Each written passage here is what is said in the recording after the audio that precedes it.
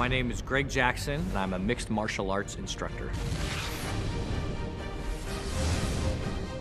We train amateurs, professionals, and lots of different organizations, but yeah, there's boy, I don't know how many we've got, 20, 25 maybe in the UFC, something like that. It's a crazy number. Definitely the biggest camp in the UFC, for sure.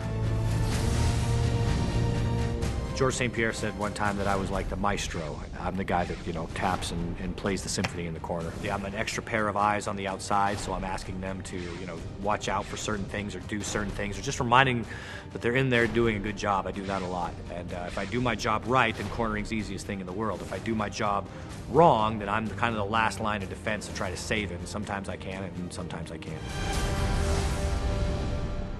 Well, a decision tree can be looked at either microly or macroly, and macro is a lot easier to understand. Macroly, you can say, do I want to throw a left punch or a right punch? That's called a cluster. Well, imagine if you could do certain movement patterns to make that fight predictable. So say, I am going to move in a place where all he can do is hit me with this right hand. So then I'm just waiting for it. And as soon as that right hand comes, oh, there it is. I knew it was coming, and then you're ready for it. It gives you that predictability, that gives you that confidence, and that lets you keep the initiative and lets you win the fight.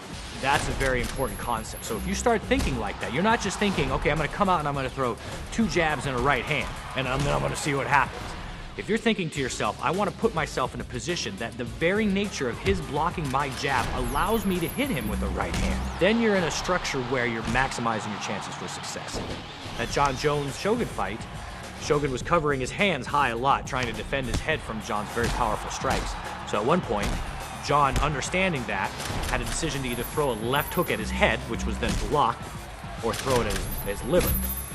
So he stepped in and was able to really do some serious damage to the liver because he had done so many shots to the head.